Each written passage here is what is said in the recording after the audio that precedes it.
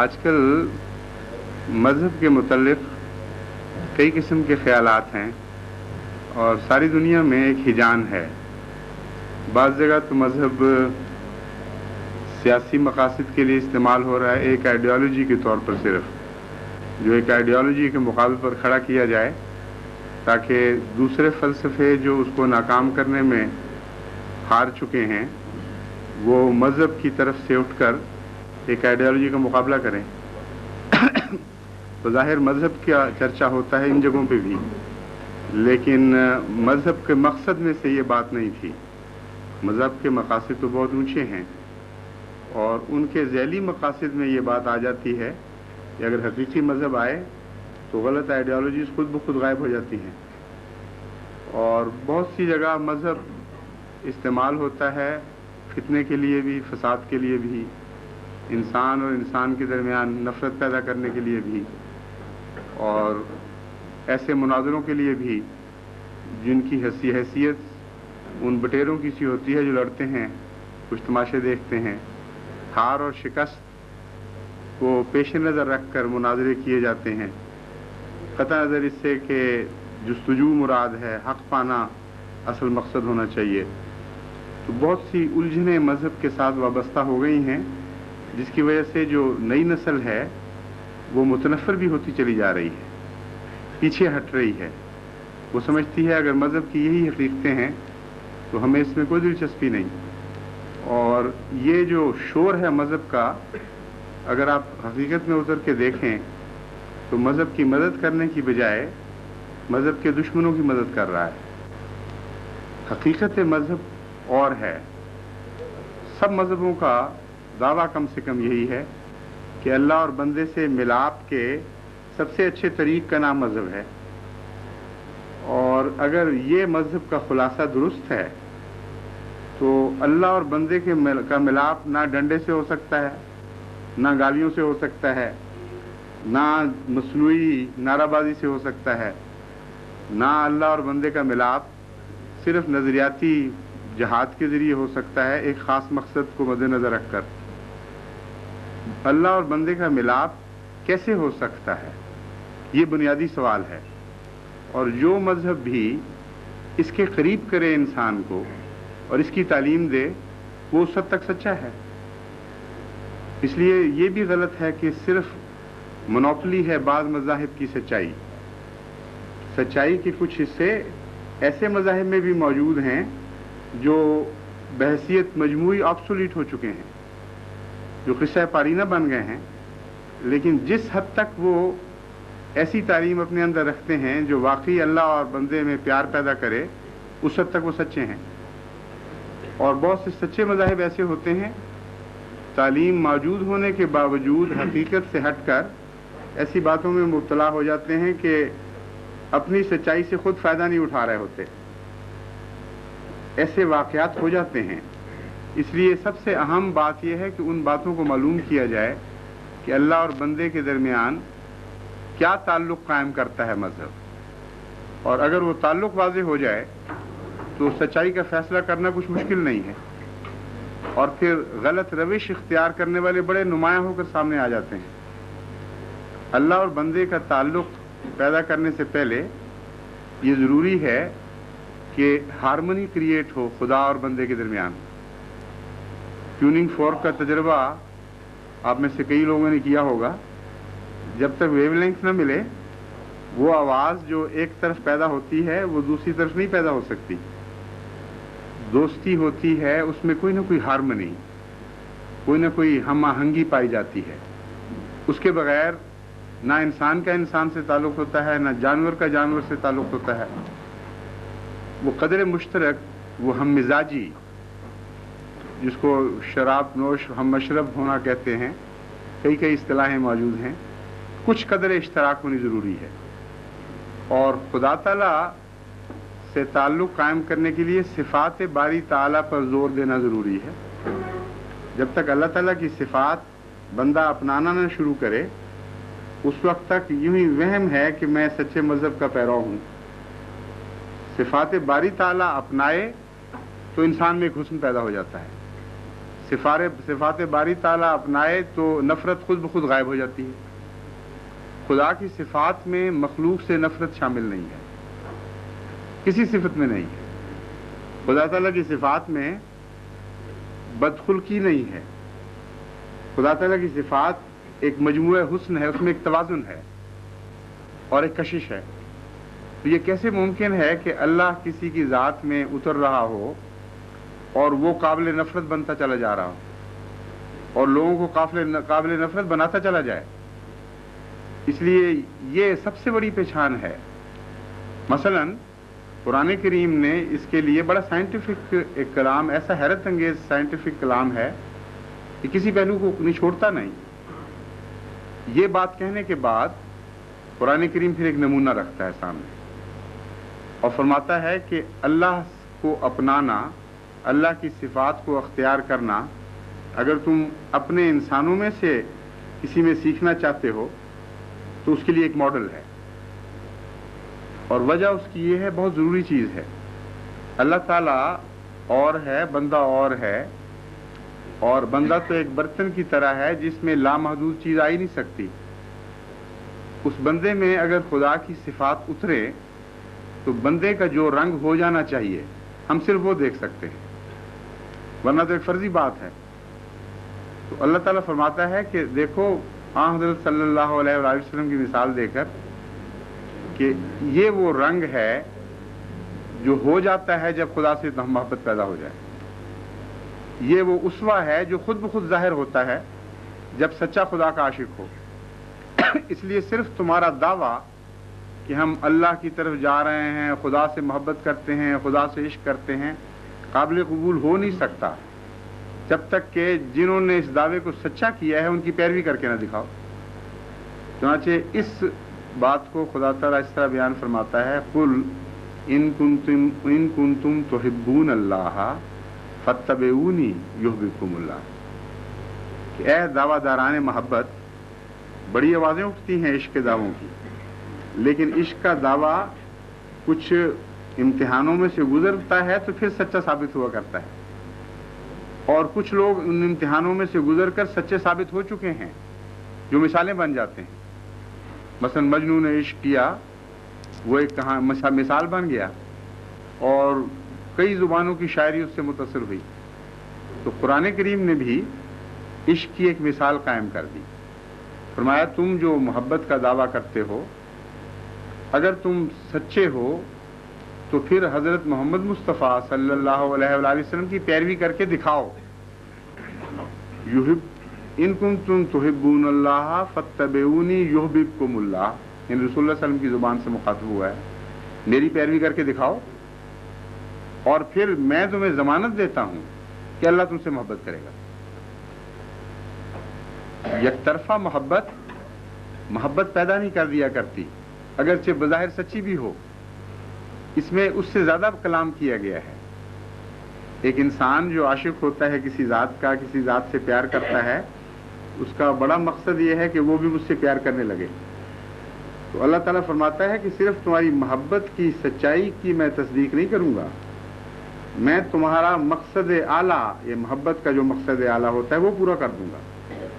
اگر حضور اکرم صلی اللہ علیہ وسلم ان کی پیروی کرتے ہو تم، تو پھر سچے ہو جاؤ گے کہ ہاں تمہیں مجھ سے محبت تھی۔ اب اس پہلو سے جب حضور اکرم صلی اللہ علیہ وآلہ وسلم کا اسوہ دیکھتے ہیں تو آپ کو اللہ تعالیٰ رحمت للعالمین فرماتا ہے۔ رحمت للعالمین بن کیسے سکتے تھے جب تک رحمان سے سچا پیار نہ ہو؟ یعنی خدا کی ہر صفت کے بدلے ایک صفت حضور صلی اللہ علیہ وآلہ وسلم کو عطا ہوئی۔ جب آپ الحمدللہ رب العالمین الرحمن الرحیم کہتے تھے تو پورے سچے دل سے رحمان کہتے تھے اور رحمان بننے کی کوشش کرتے تھے، کیونکہ اگر کوئی انسان تعریف کرے اور وہ بننے کی کوشش نہ کرے تو تعریف جھوٹی ہوتی ہے۔ تو پورے سچے دل سے رحمانیت پر غور فرماتے تھے، دیکھتے تھے کہ رحمانیت کے تقاضے کیا ہیں، اس کا مفہوم کیا ہے، اور ان کو پورا کرنے کی کوشش کرتے تھے۔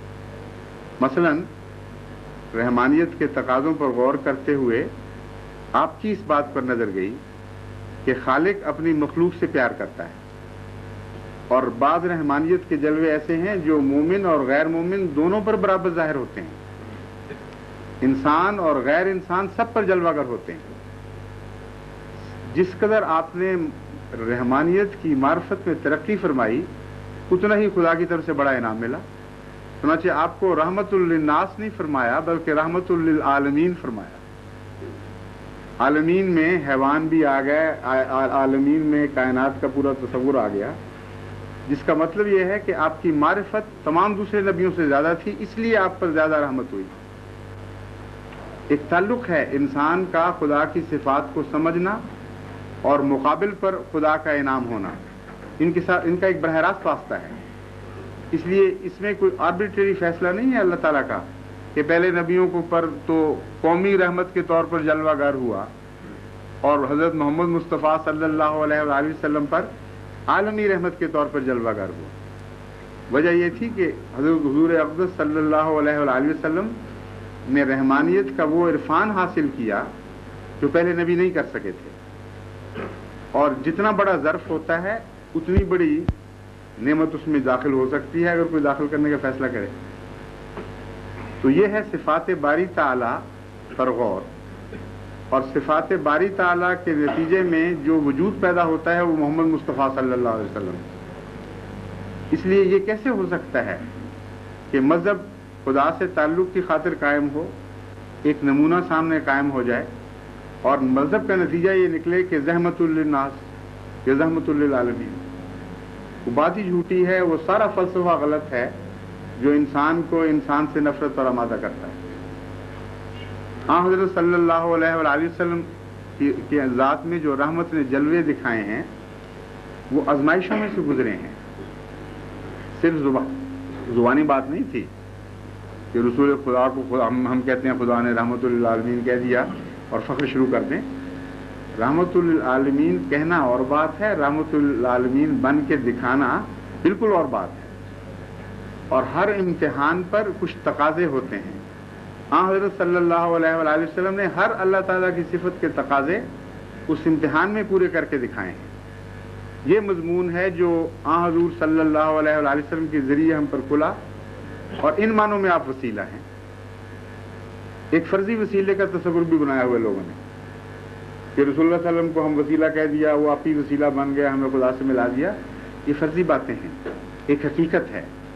حقیقت یہ ہے کہ جب حضور اکرم صلی اللہ علیہ وآلہ وسلم کی ذات میں صفات باری تعالیٰ کو آپ جلوہ گر دیکھیں اور امتحان آئیں اور ہر صفت اس میں استقامت دکھا دے اور دنیا کے امتحان میں ناکام نہ ہو، اور آپ یہ سیکھ لیں کہ یہ ہوا کرتا ہے اور وہ اخذ کر لیں، اس حصے میں اللہ آپ کا ہو جائے گا، کانٹیکٹ پوائنٹ پیدا ہو جائے گا۔ اور اس کو کہتے ہیں وسیلہ، کہ حضرت محمد مصطفیٰ صلی اللہ علیہ وآلہ وسلم سے سچا پیار اور عشق لازماً انسان کو خدا سے ملاتا ہے، اور جب خدا سے ملاتا ہے تو وہ بندوں پر پھر اسی طرح ظاہر ہوتا ہے بندہ جس طرح خدا بندوں پر ظاہر ہوتا ہے۔ یہ جو مضمون ہے اس کو کامل طور پر اللہ تعالیٰ نے اس طرح بیان فرمایا، انما الذین یبایعونک تحت الشجرۃ انما یبایعون اللہ ید اللہ فوق ایدیہم۔ یہ لوگ جو درخت کے نیچے تیری بیعتیں کر رہے ہیں یہ اللہ کی بیعت کر رہے ہیں۔ ید اللہ فوق ایدیہم، اللہ کا ہاتھ ان کے ہاتھ کے اوپر ہے۔ بعض جاہل، بعض دہریہ ہم سے سوال کرتے رہے ہیں، بعض کمیونسٹوں نے مجھ سے معین سوال کیا کہ ایک طرف تو اسلام بڑے دعوے کرتا ہے توحید کی تعلیم، اور دوسری طرف قرآن کریم کہتا ہے کہ رسول کریم صلی اللہ علیہ وسلم اللہ تھے، اللہ کا ہاتھ تھا۔ میں نے کہا تم سمجھے نہیں بات کو، دو طرح سے نام دوسرے کو دیا جاتا ہے، یا کامل طور پر ہم مرتبہ ہونے کے نتیجے میں، یا کامل طور پر غلام ہونے کے نتیجے میں، اور ایک مرتبہ غلامی سے ملا کرتا ہے، ایک ایسی ذات جس کا اپنا وجود کوئی نہ رہے، جس کے اوپر کلیتاً ایک اور ذات کا غلبہ ہو جائے۔ جس طرح عوام الناس کا تصور تو یہاں تک ہی پہنچتا ہے، وہ کہتے ہیں جن چڑھ گیا، اب جو کچھ بول رہا ہے جن بول رہا ہے، تو وہ تو جو قصہ ہے اس کو چھوڑیں اس وقت. مراد میری یہ ہے کہ جس ذات پر خدا غالب آ جائے اور اس حد تک غالب آ جائے کہ اپنا کچھ نہ رہے، وہ ان معنوں میں اللہ ہے کہ وہ جو کچھ کہے گا اللہ کے منشا کے مطابق کہے گا، اس کی آواز بیان کرے گا، اپنے دل کی کوئی مرضی بیان نہیں کرے گا. صفات کا جب اجتماع ہو جاتا ہے تو پھر محمد مصطفیٰ صلی اللہ علیہ وآلہ وسلم پیدا ہوتے ہیں، اور یہ اجتماع جب کامل ہو تو اس کو نور کہتے ہیں. عجیب ظلم ہے کہ اتنی عظیم الشان باتیں قرآن کریم میں موجود ہیں، اور بجائے اس کے کہ انسان کو حضور صلی اللہ علیہ وآلہ وسلم اور اللہ تعالیٰ سے محبت پیدا کرنے کے لیے ان واقعات کو بیان کیا جائے، ایک دوسرے سے لڑانے کے لیے بیان کیا جا رہا ہے. نور اور بشر اور یہ جھگڑے اور یہ لڑائیاں بھائی ظلم ہے اسلام کے اوپر. سب سے دردناک واقعہ اسلام پر یہ گزرا ہوا ہے اس وقت کہ رحمت کے نام پر زحمت کی تعلیم، نور کے نام پر تاریکی کا جھگڑا شروع کیا ہوا ہے. حالانکہ لفظ نور پر اگر غور کرتے تو صفات باری تعالی کے جلوے کا نام نور ہے، اور ایسے جلوے کا نام نور ہے جو کامل ہو. چنانچہ میں نے مطالعہ کیا ہے مذاہب کا، دنیا کے کسی مذہب نے اپنے بانی کے متعلق، ان کی مذہبی کتاب نے اپنے بانی کے متعلق نور ہونے کا ادعا نہیں کیا. نور تو وہ تھے لیکن پارشل نور تھے، روشنی کے سارے رنگ نہیں تھے، کچھ اسپیکٹرم کے حصے ان میں موجود تھے، کچھ اسپیکٹرم ان سے وہ خالی پڑے ہوئے تھے. تو اس لیے اس کے نتیجے میں نور تو پیدا ہوا، رنگ تو پیدا ہوا ہے، لیکن ایسا کامل امتزاج نہیں ہوا جسے ہم نور کہتے ہیں.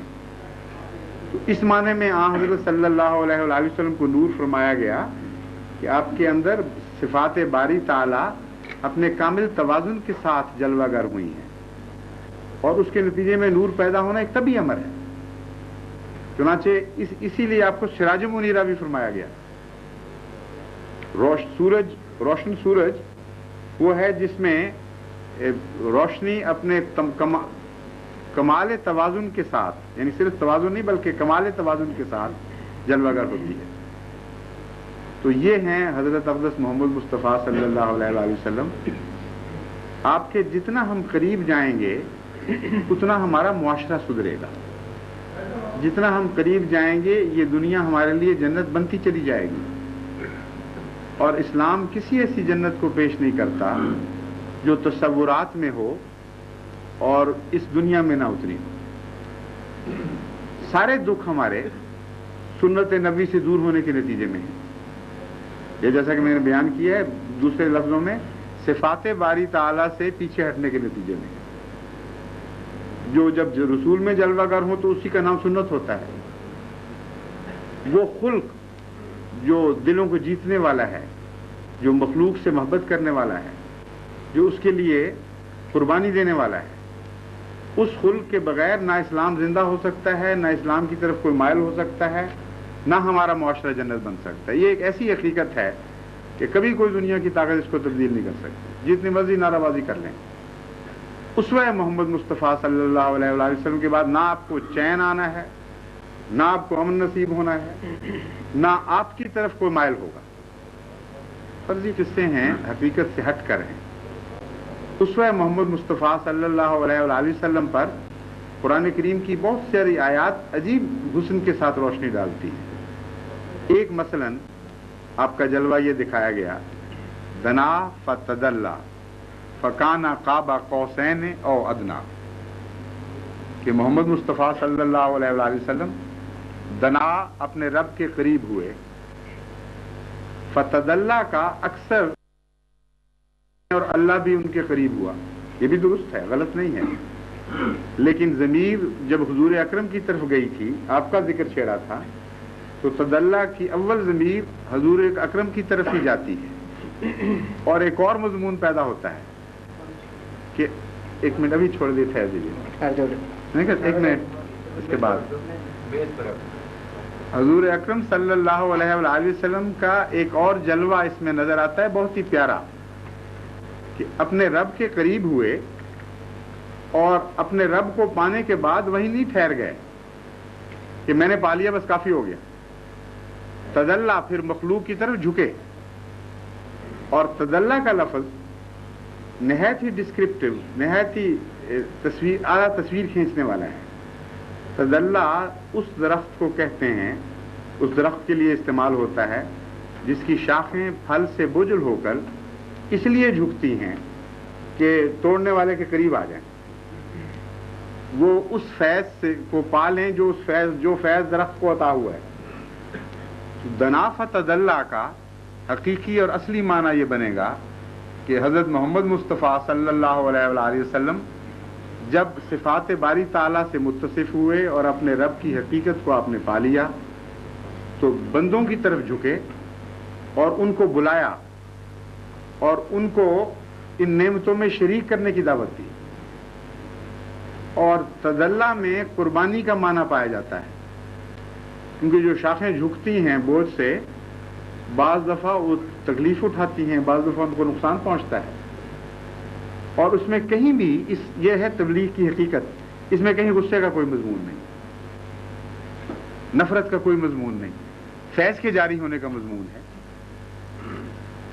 چنانچہ حضرت صلی اللہ علیہ وآلہ وسلم نے جب فیض پہنچایا تو ساری زندگی میں ایک واقعہ بھی ایسا نہیں کہ فیض پہنچاتے وقت آپ کو غصہ آیا ہو یا کسی نے فیض نہ قبول کیا ہو تو آپ نے اس کو گالیاں دی ہوں، آپ نے اس کو کہا اچھا میں تمہیں ٹھیک کرتا ہوں، تم نعمت لیتے ہو کہ نہیں لیتے. اور اگر کسی نے گالیاں دیں تو اس وقت بھی فیض ہی پہنچایا اور دکھ اٹھا کر بھی فیض پہنچایا. یہ ہے دناف تدلّا کی تصویر جو قرآن کریم کھینچتا ہے. اور ساری زندگی میں ایک واقعہ ایسا نہیں کہ لوگوں کی بدی کے نتیجے میں آپ کو طیش آیا ہو. قرآن کریم اس کا ذکر کرتا ہے کہ جب لوگ دکھ دیتے تھے تو کیا ہوتا تھا. اللہ تعالیٰ فرماتا ہے فَلَعَلَّكَ بَاخِعٌ نَفْسَكَ أَلَّا يَكُونُوا مُؤْمِنِينَ. اے محمد صلی اللہ علیہ وسلم، تیرے دل کی عجیب حالت ہے، وہ ایمان نہیں لا رہے، تجھے گالیاں دے رہے ہیں، تجھے دکھ دے رہے ہیں، اور تیری کیفیت یہ ہے کہ ان کے غم میں اپنے آپ کو ہلاک کر رہا ہے. یہ مومن نہیں ہوتے اور اس غم میں خود گھلا جا رہا ہے اور میں نہیں پسند کرتا کہ تیری ذات ان کی وجہ سے ہلاک ہو. فَلَعَلَّكَ بَاخِعٌ نَفْسَكَ میں یہ محبت کی ریپریمانڈ ہے، بڑے پیار سے ایک ہلکی سی سرزنش ہے کہ تو اتنا زیادہ بڑی نوع انسان سے پیار کرتا ہے کہ ان کے جو تجھے دکھ دیتے ہیں ان کو دکھ دینے کی بجائے، ان کو نفرت کرنے کی بجائے ان کے غم میں خود ہلاک ہو رہا ہے. اس آیت کی یعنی نام لیے بغیر ایک تفسیر حدیث میں ملتی ہے جو عملی زندگی میں حضور صلی اللہ علیہ وسلم کے نظر آتی ہے. آپ فرماتے ہیں کہ مجھے سورہ ہود نے بوڑھا کر دیا. صحابہ نے عرض کیا یا رسول اللہ کیا مطلب ہے؟ آپ نے فرمایا سورہ ہود میں ان قوموں کے حالات تھے جن قوموں نے خدا اور اس کے رسولوں کا انکار کیا اور بڑی بڑی بلندیوں سے گری ہیں، بڑی عظیم الشان قومیں تھیں، خدا نے ان کی صفیں لپیٹ دیں اور ان کو ہلاک کر دیا. تو مجھے اس غم سے کہ یہ واقعہ دوبارہ نہ ہو میرے بال سفید ہو گئے.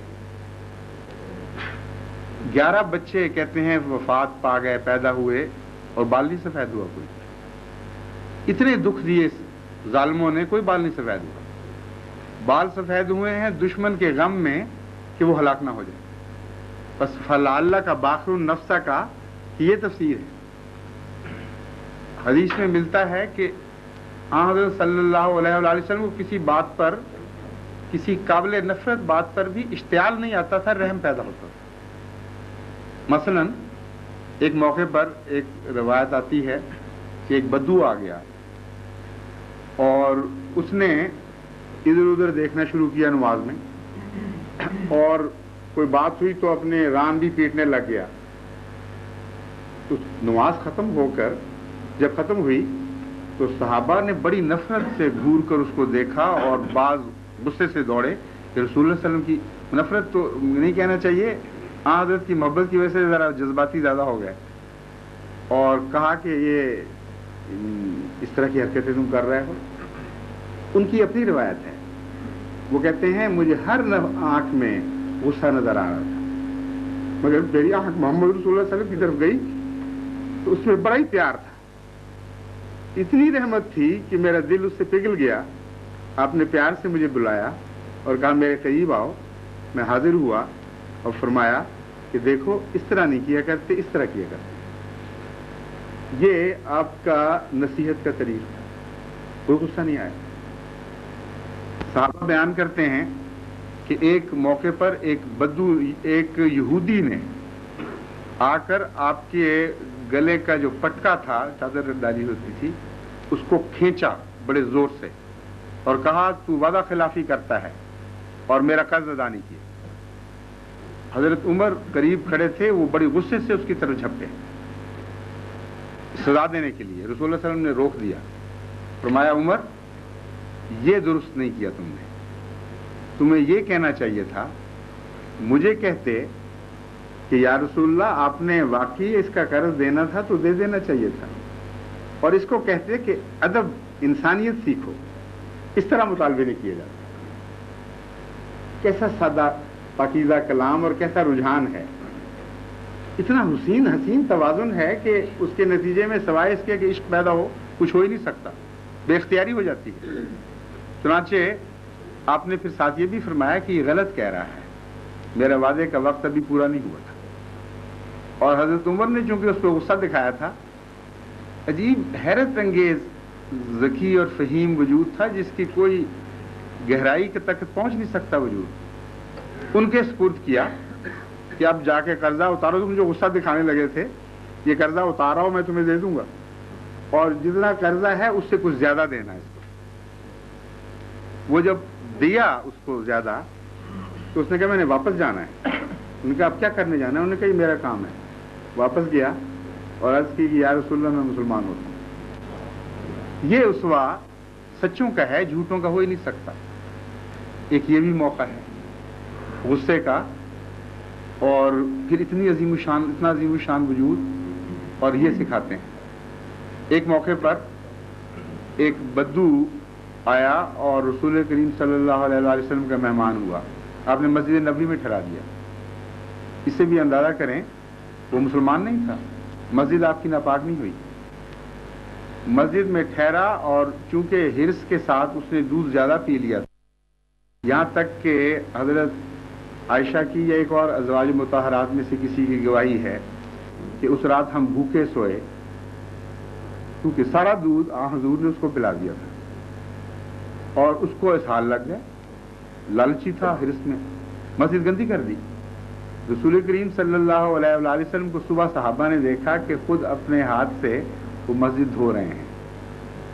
صحابہ نے عرض کی یا رسول اللہ ہمیں اجازت دیں، ہم خادم ہیں، یہ آپ کیا کر رہے ہیں؟ آپ نے فرمایا میرا مہمان تھا، مجھے یہ سعادت ملنی چاہیے۔ اپنے ہاتھ سے مسجد نبوی کو دھویا۔ وہ غلطی سے دوڑتے دوڑتے کوئی چیز بھول گیا تھا، اس بیچارے کو یاد بعد میں آئی تو وہ لینے کے لیے واپس آ گیا، اور اس وقت پہنچا جب یہ واقعہ ہو رہا تھا، اور اس کے اسلام لانے کی یہ وجہ بنی۔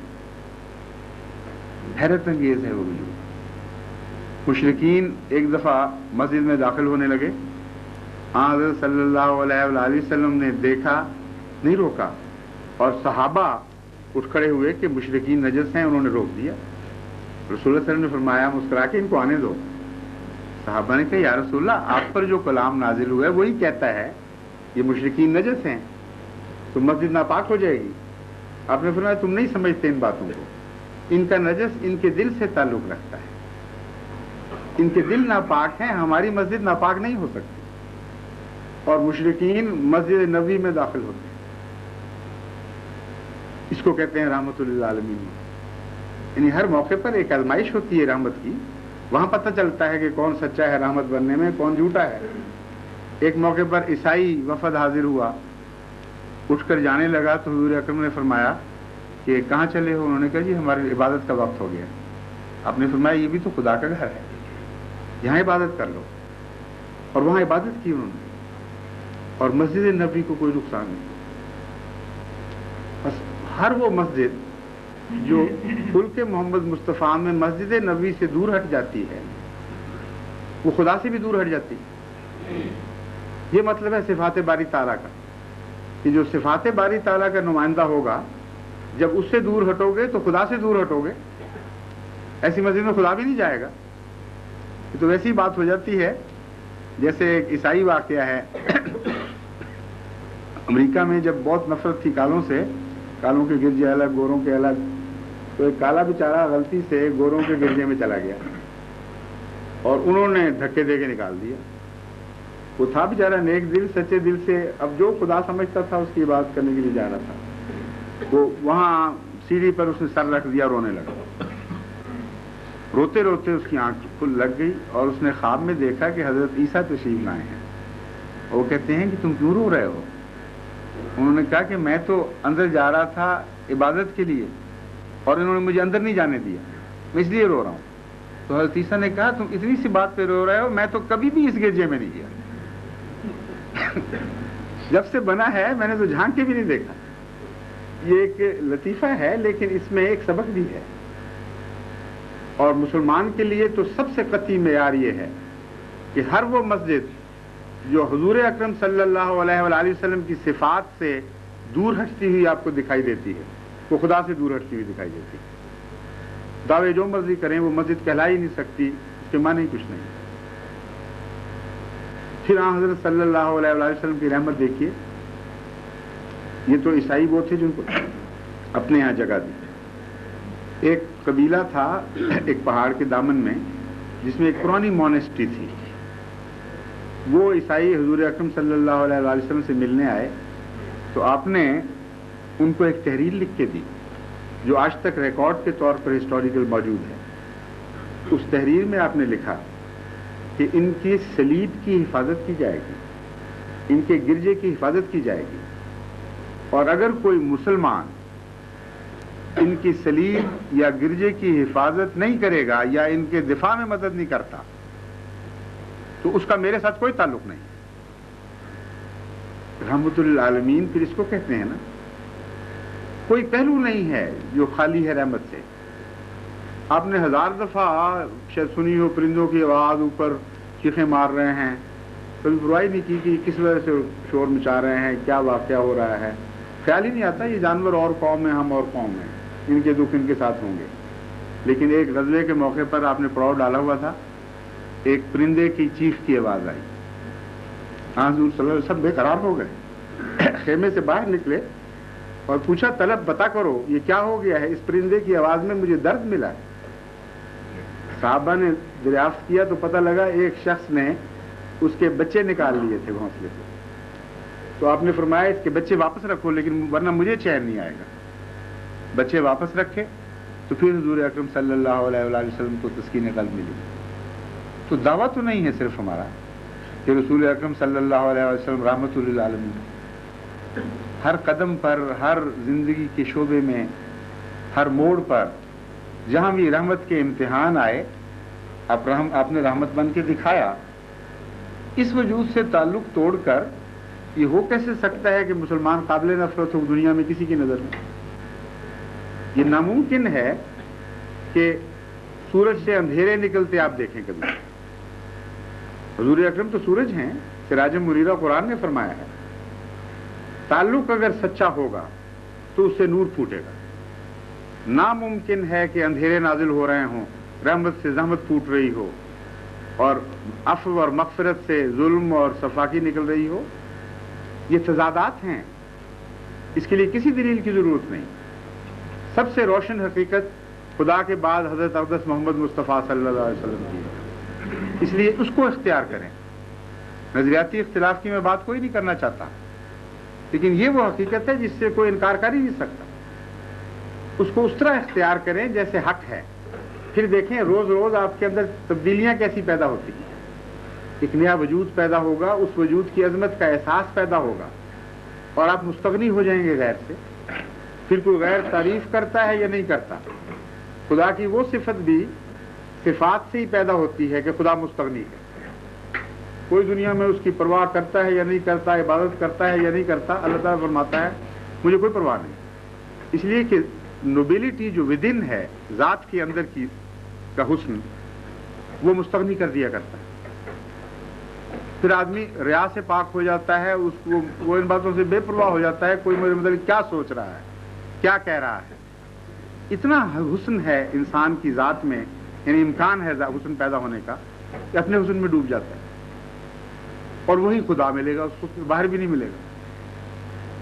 اس لیے صرف میں اتنا عرض کرتا ہوں کہ ان باتوں پہ غور فرمائیں اور اپنی زندگی میں ایسی تبدیلی پیدا کریں کہ صفات باری تعالیٰ حضرت اقدس محمد مصطفیٰ صلی اللہ علیہ وآلہ وسلم کے وسیلے سے ہمارے اندر اترنی شروع ہو جائیں.